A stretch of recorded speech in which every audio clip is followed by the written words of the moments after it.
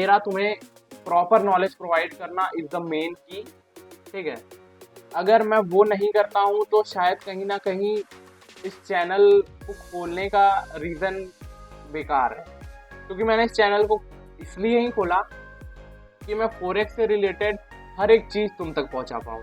और जब मैं यही नहीं करूँगा तो फिर शायद कहीं ना कहीं चैनल का कोई मतलब ही नहीं है।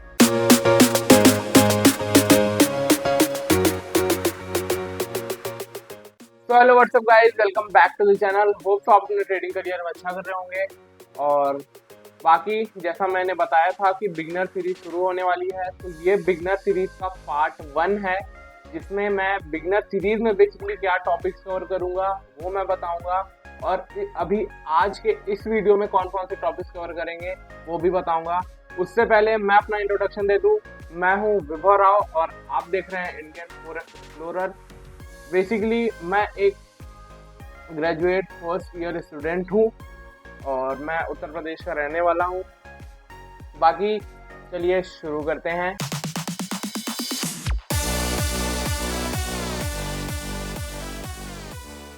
आज के वीडियो में क्या क्या कवर करने वाले हैं वो मैं आपको बता देता हूँ। तो यार, वीडियो का सबसे पहला टॉपिक ये है, how to start forex trading as a beginner in 2024। अगर आप 2024 में अपना एक फोरेक्स करियर शुरू करना चाहते हैं, फोरेक्स के बारे में जानना चाहते हैं, तो आप कैसे कर सकते हैं बेसिकली।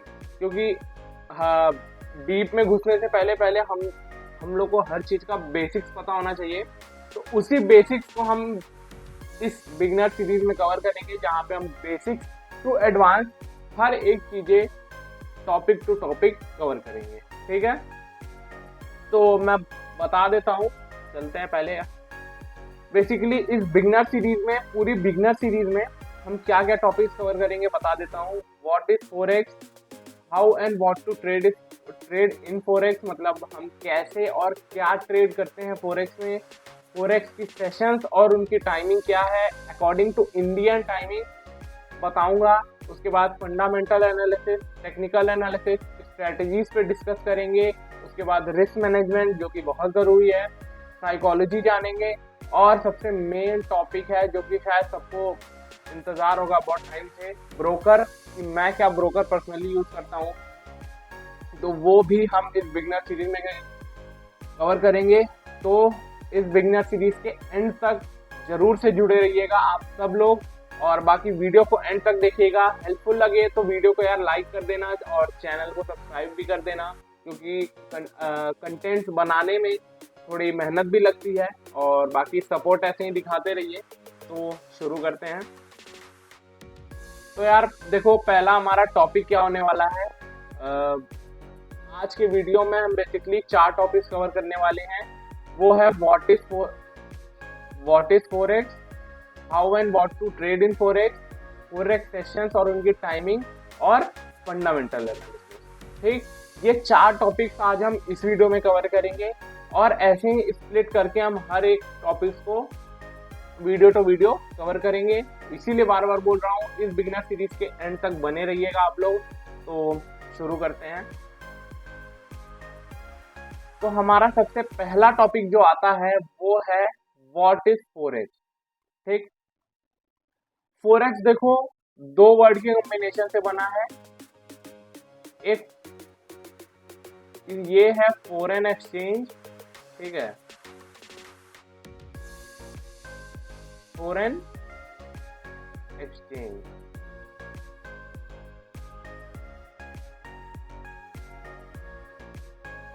फोरेक्स इस पार्ट का मीनिंग है फॉरेन, और ये पार्ट है एक्सचेंज।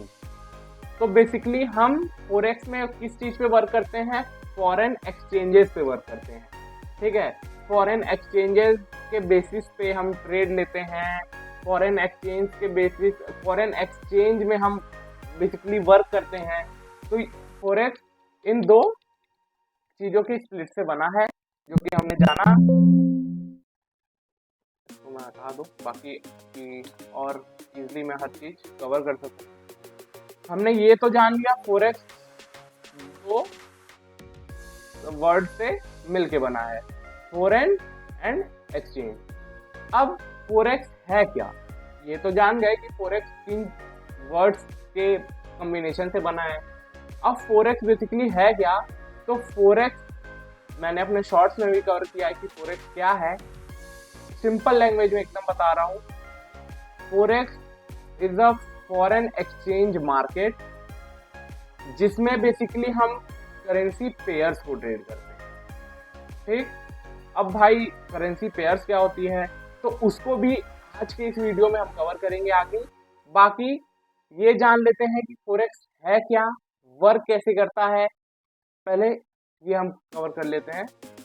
तो forex is a global market place of trading जहां पे बेसिकली आप करेंसी पेयर्स ट्रेड करते हैं डिफरेंट कंट्रीज की।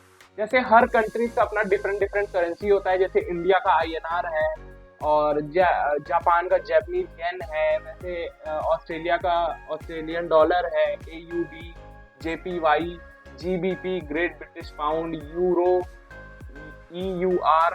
ठीक है, तो ये डिफरेंट कंट्रीज के करेंसी पेयर्स हैं जो कि हम फोरेक्स में ट्रेड करते हैं। इनका पेयर बनता है फोरेक्स में जो कि हम ट्रेड करते हैं। अब ये तो हम जान गए फोरेक्स है क्या और फोरेक्स में हम ट्रेड क्या करते हैं। तो फोरेक्स वर्क कैसे करता है? बेसिकली एक करेंसी पेयर्स का प्राइस मूवमेंट किस बेसिस पे होता है? तो जैसे कोई भी एक करेंसी ले लो, मान के चलो हमने ले लिया GBP USD। ठीक, ये हमने करेंसी ले ली। अब GBP का ग्रेट ब्रिटिश पाउंड का एक अपना कोई प्राइस होगा जिसपे एक एक्सचेंज रेट होगा, GBP का एक अपना एक्सचेंज रेट होगा और USD का एक अपना एक्सचेंज रेट होगा। तो इन दोनों एक्सचेंज रेट का डिफरेंस, एक रिलेटिव प्राइस निकालने के बाद जो प्राइस आता है, ठीक है, वही प्राइस का मूवमेंट हमें मार्केट में। सीधी सी बात, बहुत सिंपल है, फिर से समझा रहा हूं।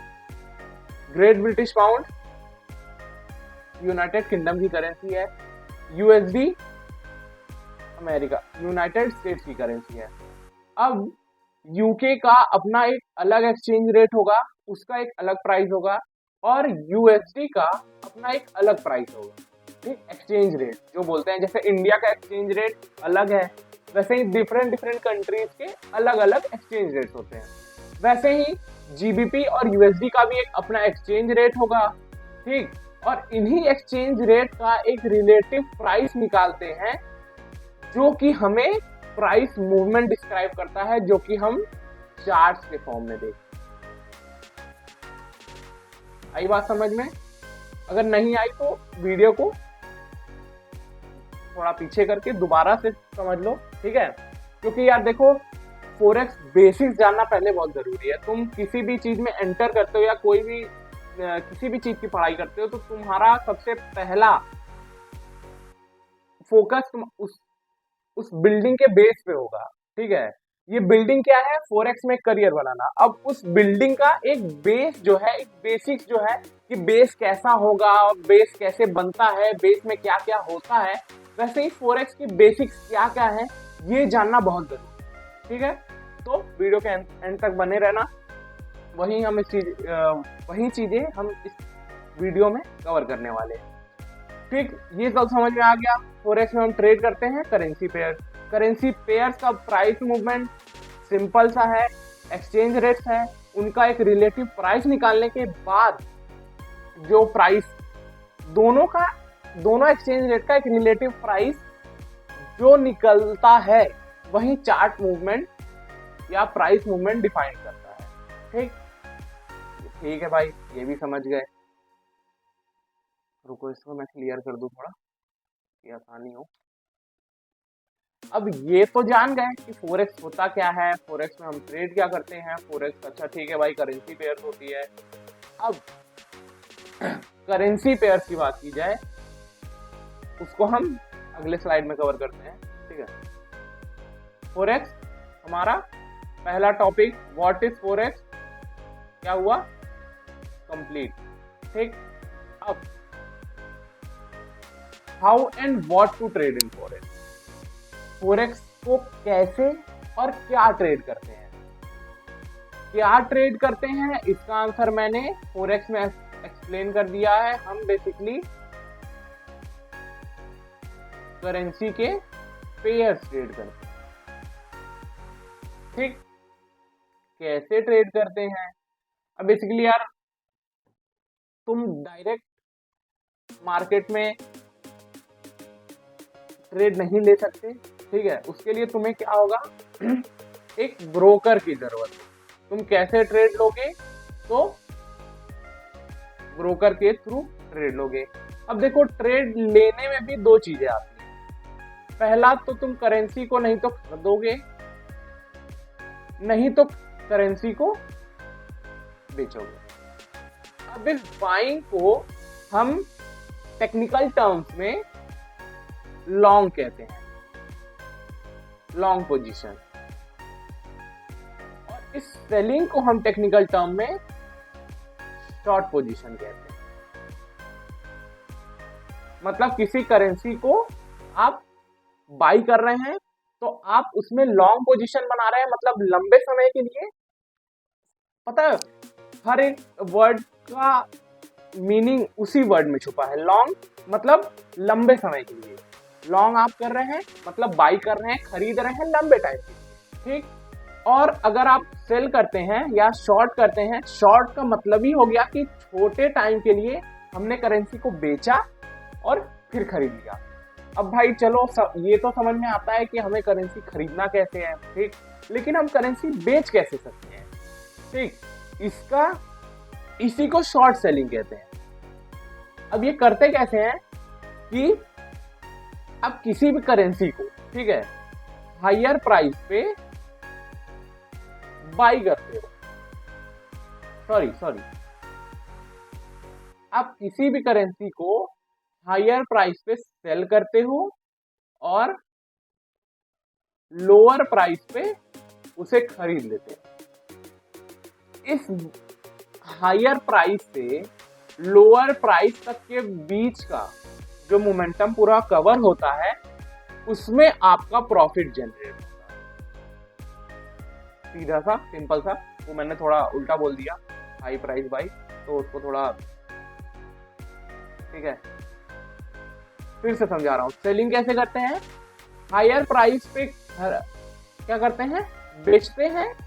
उस करेंसी को हमने हायर प्राइस पे बेच दिया, और जब वो हमने प्रेडिक्ट किया कि अच्छा इस प्राइस में मार्केट गया, तो हम करेंसी को खरीद लेंगे, और इसी को कहते हैं शॉर्ट सेलिंग, जिससे भी आप पैसा बना सकते हो।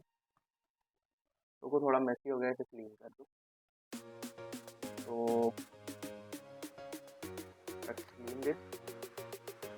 अब ये तो समझ में आ गया भाई हमने क्या ट्रेड करना है। तो करेंसी पेयर कैसे ट्रेड करना है, तो हम क्या करेंगे, दो चीज करते हैं, नहीं तो बाई करते हैं, नहीं तो सेल करते हैं। बाइंग को टेक्निकल टर्म्स में हम लॉन्ग पोजीशन कहते हैं, और शॉर्ट को टेक्निकल टर्म में हम, सेलिंग को हम टेक्निकल टर्म्स में शॉर्ट पोजीशन कहते हैं। ठीक, ये भी जान गए।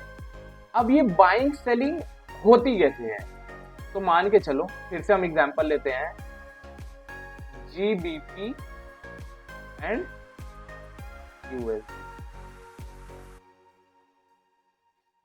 अब जैसे तुम ट्रेडिंग करते हो, तो बेसिकली लॉट्स होते हैं जिनमें आप किसी भी करेंसी को बाई करते हैं। अगर एक स्टैंडर्ड लॉट की बात की जाए, मैं लॉट कवर करूंगा, अभी एग्जांपल के लिए समझा रहा हूँ, तो समझो लॉट को हम उसको भी कवर करेंगे, लॉट और फिर सब हर चीज कवर करेंगे। बेसिकली एक स्टैंडर्ड लॉट अगर आप खरीदते हैं, तो उसमें किसी भी करेंसी के 1,00,000 यूनिट होते हैं। समझो इस बात को। किसी भी करेंसी में अगर आप बाइंग किए या सेलिंग किए, अगर उसमें एक स्टैंडर्ड लॉट खरीदते हैं, तो उस करेंसी के आपको 1,00,000 यूनिट्स मिलते हैं। मतलब अगर मान के चलिए आपने GBP बाई किया, ठीक, तो अब क्या कर रहे हो, मान के चलो आपने GBP खरीदा और आपने एक लॉट खरीदा, ठीक, तो आप यहाँ जीबीपी के 1 लाख यूनिट्स खरीद रहे हो। मतलब आप 1 लाख जीबीपी करेंसी खरीद रहे हो, किसके अगेंस्ट? यूएसडी के अगेंस्ट। सीधी सी बात, ठीक। आपने क्या किया? खरीदा। तो आपने क्या खरीदा? जीबीपी खरीदा। अब आप यहाँ यूएसडी नहीं खरीद रहे हो, वो भी समझाता हूं क्यों। आप यहाँ जीबीपी खरीद रहे हो। जब आप कोई भी करेंसी पेयर है, इसी भी समझो कि कोई भी करेंसी पेयर है, जैसे जीबीपी ही है, तो अगर मार्केट अब ट्रेंड में है, ठीक, तो इसकी वैल्यू बढ़ेगी। मतलब ये मार्केट में इसकी स्ट्रेंथ ज्यादा है एज कंपेयर टू यूएसडी। और अगर मार्केट डाउन ट्रेंड में होगा तो यानी USD is stronger than, in case USD is stronger than GBP, ठीक।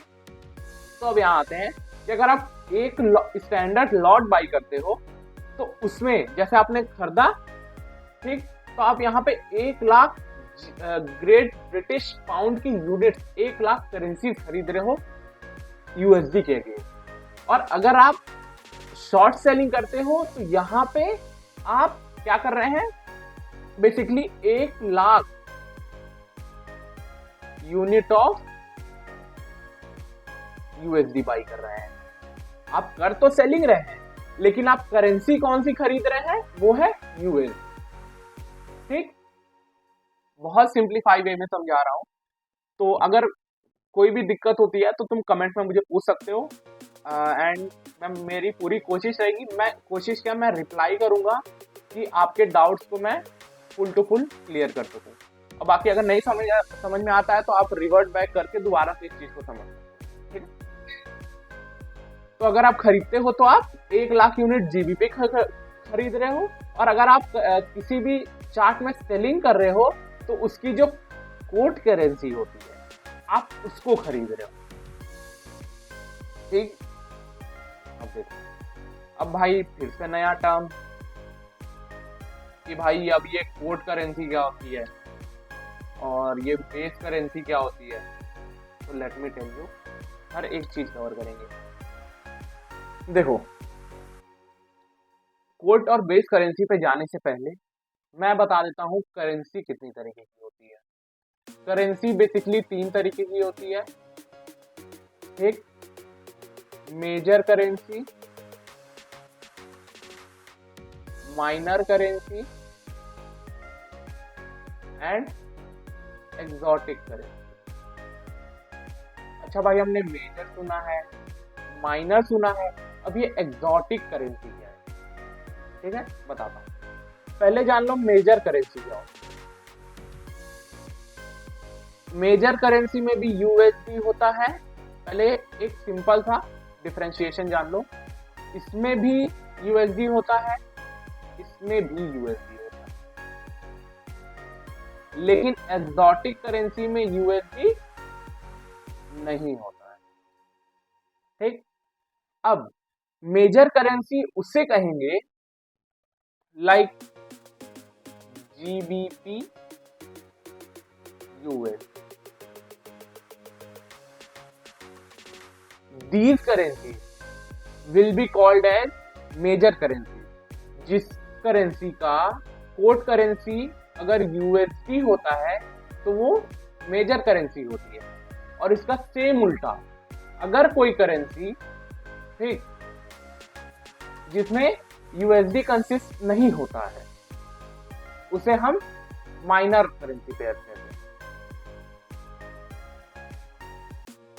ठीक है। तो मेजर जिसमें यूएसडी कंसिस्ट होता है और माइनर में भी यूएसडी नहीं होता है, लाइक यूरो, जीबीपी। सॉरी, थोड़ा सा मिस कंफ्यूजन हो जाता है, ठीक है, फर्स्ट टाइम है थोड़ा, इसलिए अगर बोलने में कहीं लगे ऐसा तो कमेंट करना, जहां मैं बोलने में गलत होगा तो I will try to improve myself, ठीक है। और बाकी इम्प्रूव आप ही लोग करवा पाएंगे, क्योंकि भाई ऐसे बोलने में तो गलतियां समझ में नहीं आती हैं, बट सामने वाला जब देखता है, समझता है, तो बताता है, तो समझ में आती है। तो I will try to improve myself. अभी टॉपिक पे आते हैं। तो मेजर करेंसी पेयर्स जिसमें यूएसडी कंसिस्ट होता है, और माइनर यूएसडी पेयर जिसमें यूएसडी नहीं होता है, like euro GBP, GBP JPY and CAD JPY. These currencies जो होते हैं इन्हें हम माइनर करेंसी कहते हैं। और इन्हें माइनर और मेजर कहने का एक रीजन और है, जो कि ये है कि मेजर करेंसी सबसे ज्यादा ट्रेडेड होती हैं, हेवीली ट्रेडेड करेंसीज होती हैं मेजर करेंसी। ठीक, क्यों? क्योंकि इसमें वॉलेटिलिटी और लिक्विडिटी बहुत ज्यादा होती है। मार्केट में वॉल्यूम बहुत होता है इन करेंसी पेयर्स में, मार्केट में लिक्विडिटी बहुत ज्यादा पाई जाती है। बिग प्लेयर्स, मतलब एक तरह से समझो कि बिग प्लेयर्स अपना जो मेन है वो इस मेजर करेंसीज में करते हैं। और भी है लेकिन ज्यादा उनका इंटरेक्शन इन मेजर करेंसी में होता है। माइनस में भी होता है but as compare to this is less. ठीक, माइनस समझ में आ गया। अब भाई एक्सोटिक करेंसी पेयर्स क्या होते हैं? पहला रीजन, एक्सोटिक करेंसी पेयर्स नहीं ट्रेड करने चाहिए, या ट्रेड कर भी सकते हो लेकिन उनमें वॉल्यूम और लिक्विडिटी तुमको बहुत ही कम मिलेगी। लाइक मतलब प्रॉफिट तुम्हें उतना नहीं। ठीक है, बात को समझो। इसमें वॉल्यूम और लिक्विडिटी बहुत कम होती है। अब कम होती क्यों है, इसका रीजन बताता हूं। क्योंकि ये इमर्जिंग इकोनॉमिक कंट्रीज, मतलब जो अभी आपने अपने आप को इकोनॉमिक फेज में अभी डेवलप कर रही है, उनके करेंसी पेयर, उनमें वॉल्यूम कम होता है, लिक्विडिटी कम होता है, इसलिए वो बहुत कम ट्रेड किए जाते हैं। ठीक, अगर एग्जाम्पल में ले लो तो ब्राजील आ गया, मेक्सिको आ गया, हंगरी आ गया, दीज एक्सेट्रा एक्सेट्रा। ये कंट्रीज जो है इनके करेंसी पेयर्स में वॉल्यूम और लिक्विडिटी नहीं होती। ठीक, इसीलिए इन्हें एक्सोटिक करेंसी पेयर कहा गया, क्योंकि अभी इकोनॉमिकली अभी डेवलप हो रहे हैं, अभी डेवलप हुए नहीं है।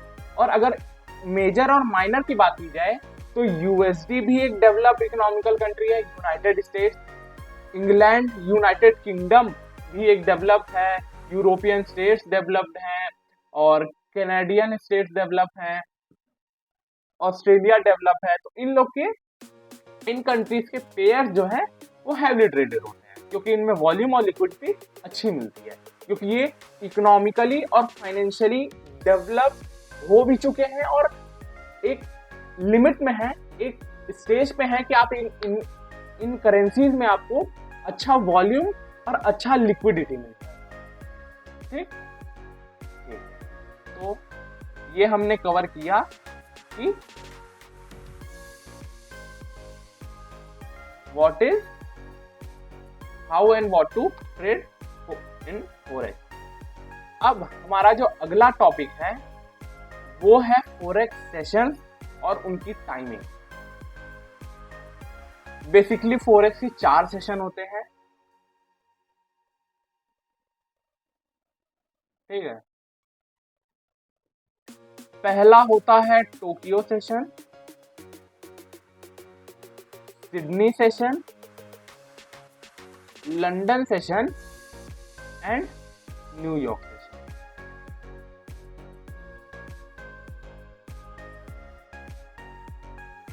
इनकी टाइमिंग जान लो कि इंडिया में इनकी टाइमिंग क्या है। देखो, और मतलब आप इसमें आपको कौन से टाइम में ट्रेड करना चाहिए, कौन से करेंसी पेयर्स ट्रेड करना चाहिए, वो भी मैं आपको दिखा दूंगा, बता दूंगा कि कौन से करेंसी पेयर्स आपको ट्रेड करने चाहिए। मैं प्रिफर करता हूँ लंदन सेशन और बेसिकली न्यूयॉर्क सेशन। अब पहले इनकी टाइमिंग जान लेते हैं। अपना टोक्यो सेशन जो है, ठीक है, वो सुबह के 1:30 से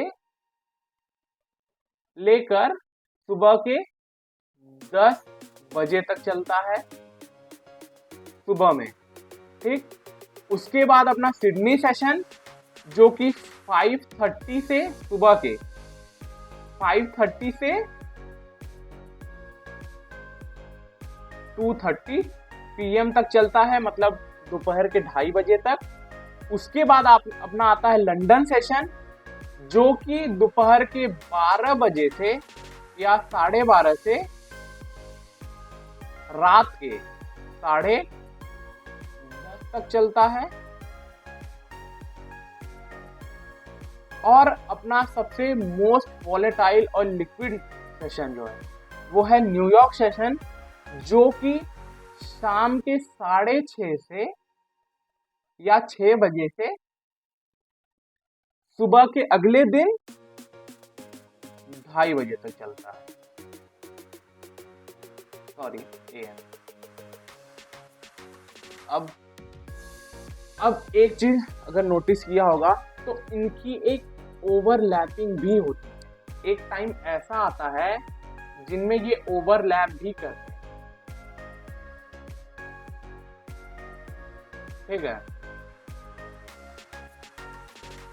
ओवरलैप सेशन भी होता है, जैसे 1:30 बजे टोक्यो का सेशन का शुरू हुआ और ये सुबह के 10 बजे तक चलता है।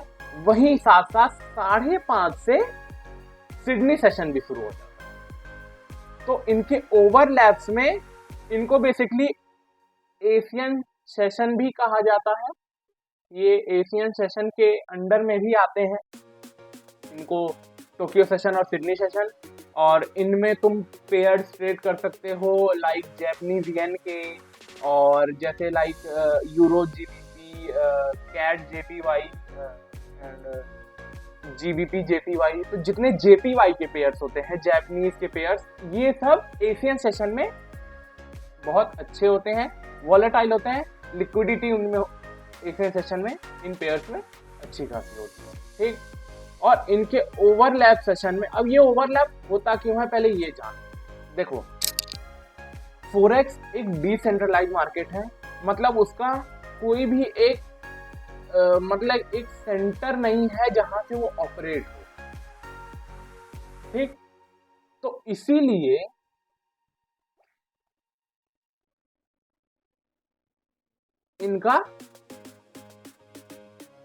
इसको डिसेंट्रलाइज मार्केट भी कहा जाता है। रीजन ये है कि इसका एक सेंट्रलाइज एक लोकेशन नहीं है जहां से इसे ऑपरेट किया जाए, ठीक। देखो, क्योंकि फोरेक्स में डिफरेंट करेंसी पेयर्स आती हैं, तो जस्ट एक पर्टिकुलर लोकेशन से इन्हें रन करना बहुत डिफिकल्ट हो जाता है। इसीलिए इन्हें अलग अलग सेशंस में बांट दिया गया, जिसमें जब टोक्यो सेशन बंद होगा, मतलब बेसिकली उनके में सोने का टाइम, हमारे में जगने का टाइम, तो जब वो सो जाते हैं तो अब इसका मतलब ये नहीं है ना कि रात को भाई बैठ के कोई ट्रेडिंग करेगा, ऑफकोर्स नहीं करेगा, ठीक है। अगर करते हो तो अच्छी बात है, बेसिकली यहाँ करते ही हो, क्योंकि इंडिया में सुबह का टाइम हो जाता है, तो सुबह में तो भाई ऑफकोर्स ट्रेडिंग तो होती ही है। तो अब टोक्यो सेशन में आपको जापानीज येन के पेयर जैसे हैं वो आप फोकस कर सकते हैं। ये एक डिसेंट्रलाइज मार्केट है, मैं बार बार कह रहा हूँ, ये एक डिसेंट्रलाइज मार्केट है। जैसे इंडियन मार्केट की बात करें तो इंडियन मार्केट में क्या है, NSE है, ठीक, और BSE।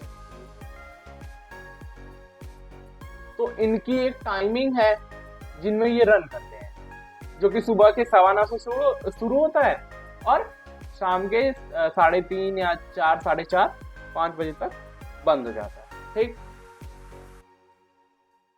तो इसमें अपॉर्चुनिटीज भी उतनी नहीं मिल पाती, इसको समझना डिफिकल्ट है। ऐसा नहीं है कि फोरेक्स आसान है, फोरेक्स भी डिफिकल्ट है as compare to Indian market. बात करो तो मार्केट में लिक्विडिटी बहुत है, वॉल्यूम बहुत है, 24/7 ऑपरेटिंग भी है, सब अच्छा है, लेकिन इस मार्केट को एक्सपर्ट करना is not a easy going task, ठीक है। इसमें बहुत मेहनत लगती है, कई सालों साल मेहनत लगती है इस चीज को करने में, ठीक। तो अब फोरेक्स मार्केट 24/7 ओपन होता क्यों है, क्योंकि इनके अलग अलग सेशन जो हैं वो रन करते हैं, ठीक है। तो ये ओवरलैप का क्या सीन है भाई? अब ये ओवरलैप का क्या सीन है, अब मान के चलो इसका एक डिसेंट्रलाइज मार्केट है, तो अब ये बंद होने के बाद नहीं ना ये शुरू होगा, क्योंकि अगर टोक्यो सेशन बंद हुआ तो क्या होगा, नहीं तो मार्केट साइलेंट हो जाएगा, नहीं तो फॉल भी कर सकता है, कुछ भी हो सकता है, क्योंकि अगर इन टाइमिंग्स में अगर कुछ सेकंड का भी गैप हुआ ना तो मार्केट में एक बहुत ड्रास्टिक चेंज आ सकता है, जो कि किसी भी कंट्री के इकोनॉमी को या असर कर सकता है। इसीलिए इनका ओवरलैपिंग सेशन होता है कि मान के चलो 10 बजे खत्म हो गया तो सिडनी सेशन 5:30 से ही चालू हो गया है और मार्केट टोक्यो सेशन और सिडनी सेशन के अंडर में। जैसे ही टोक्यो सेशन खत्म हुआ, मार्केट सिडनी सेशन के कंट्रोल में 10 बजे के बाद सिडनी सेशन के अंदर, और जैसे ही अब इसका एंडिंग 12:30 का है और 2:30 बजे का है और लंदन सेशन की स्टार्टिंग 12:30 बजे की है, तो अब क्या होता है कि अब भाई 2:30 बजे बंद होगा तो अब 2:30 बजे के बाद थोड़ी लंदन सेशन खुलेगा, जो कि मैंने बताया, क्यों ये भी बताया, वही रीजन है। तो अब क्या होगा, ये 2:30 बजे तक रनिंग रहेगा, लिक्विडिटी मार्केट में बहुत नहीं रहेगी, वॉल्यूम नहीं रहेगा, और ये जो टोक्यो सेशन बेसिकली इंडिया में ये कहा जाता है कि टोक्यो सेशन और इंडियन सेशन सिडनी सेशन, वो उसमें लिक्विडिटी और वॉलेटिलिटी बहुत नहीं रहती है, और वो एक तरीके का रेड जोन माना जाता है ट्रेडिंग में अगर आप इंडिया में, ठीक है। क्यों माना जाता है इन दोनों के कंपैरिजन में, वो भी मैं आगे बताता हूँ। तो ये जान गए, तो जैसे ही 2:30 बजे खत्म होगा तो ऑलरेडी मार्केट लंदन सेशन के अंडर ऑपरेट करने लगेगा, और जैसे ही खत्म हुआ ये ऑपरेटिंग चालू। अब ये रात के 10:30 बजे खत्म होगा, तो अब 10:30 के बाद थोड़ी न्यूयॉर्क सेशन शुरू होगा, ठीक। तो इसीलिए न्यूयॉर्क सेशन 6:30 से शुरू हो जाता है, हमारे इंडियन टाइमिंग में शाम की 6:30 से शुरू हो जाता है, और अगले दिन 2:30 बजे तक चलता है, कि जैसे ही 10:30 पे लंदन सेशन खत्म हुआ, न्यूयॉर्क सेशन शुरू हो जाता है। और सबसे बेस्ट टाइम टू ट्रेड, ये भी जान लो कौन सा माना जाता है, वो है London session and New York session. इसको थोड़ा क्लियर कर देता हूँ, रुक जाओ, बहुत बहुत हो गया।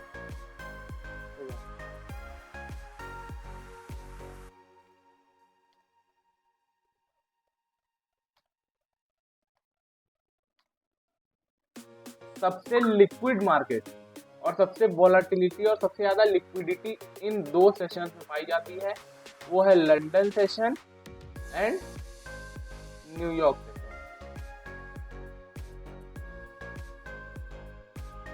और इनका जो ओवरलैप सेशन होता है, ठीक है, जो कि 6:30 से 10:30 का होता है, उसमें भी तुम आराम से अराउंड 20 पिप्स टू 30 पिप्स या कभी कभी 50 पिप्स तक ट्रेड कैच कर सकते हो with a decent amount of profit. लेकिन अगर तुम चाहते हो कि अच्छा अमाउंट ऑफ प्रॉफिट मिले, तो तुम्हें अपनी नींद को सेक्रीफाइस करना पड़ेगा, क्योंकि न्यूयॉर्क सेशन 10:30 के बाद पूरा सेशन जो है वो न्यूयॉर्क के अंडर कंट्रोल आता है 2:30 बजे तक, ठीक है। मैंने एक चीज गलत बताया, उसके लिए आई एम सॉरी, कि जो टोक्यो सेशन है वो 2:30 बजे से, ठीक है, 2:30 बजे की पहले ही वो शुरू हो जाता है, थोड़ा रिकॉलिंग में, तो इस बात को ध्यान में रखना, ठीक है। इसमें तुम्हें इंडियन टाइमिंग में अच्छा ट्रेड मिल सकता है अगर तुम ओवरलैपिंग में एक जैसा मान लो, जैसे मैंने बताया 20 to 30 पिप्स या कभी कभी 50 पिप्स तक एक अच्छा ट्रेड तुम कैच कर सकते हो। लेकिन अगर तुम एक डिसेंट अमाउंट की तुम्हारा एकदम वर्क टू वर्क एकदम तुमने लिया और तुमने जो एसएल लगाया उसको भी मार्केट में रिस्पेक्ट किया और टारगेट को भी रिस्पेक्ट किया, तो वो कंडीशन तुम्हें न्यूयॉर्क में मिलेगी, क्योंकि न्यूयॉर्क सबसे ज्यादा लिक्विड और वॉलेटिलिटी मार्केट है।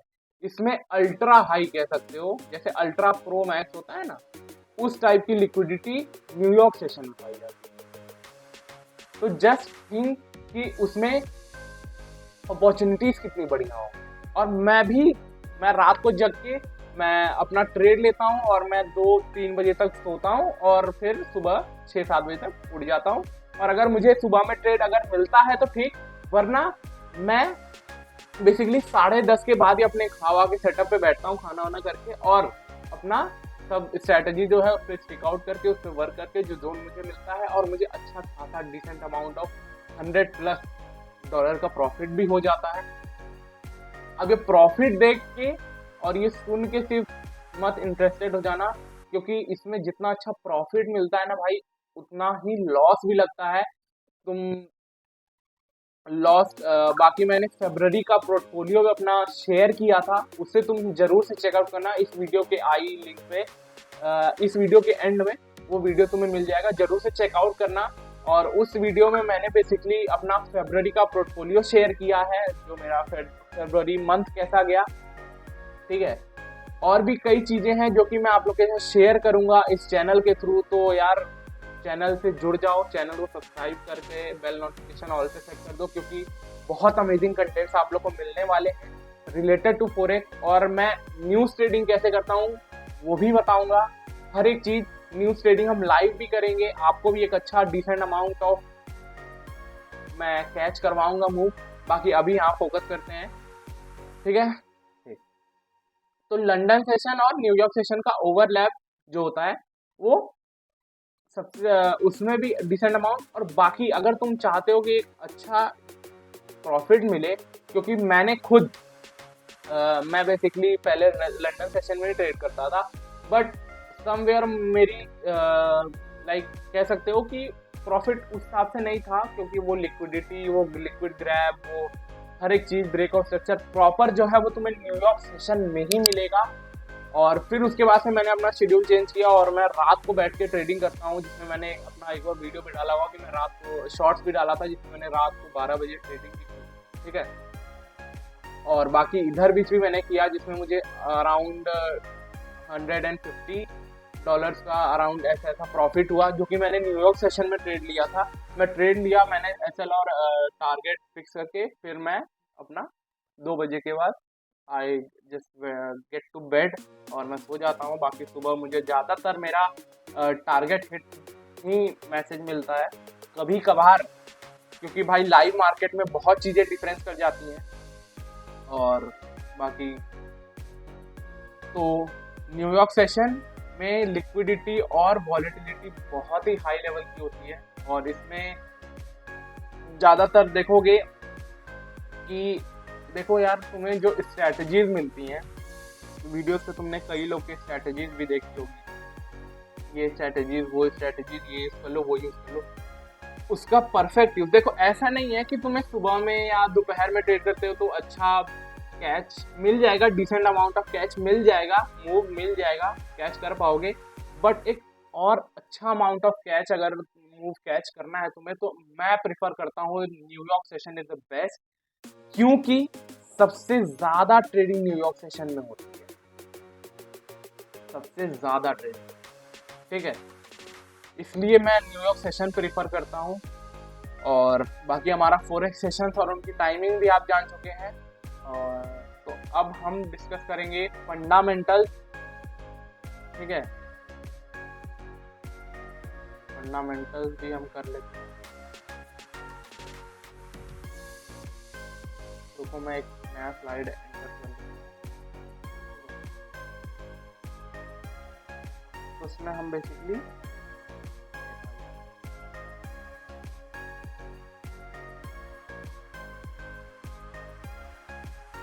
हटा दो, इससे थोड़ा जूम आउट कर,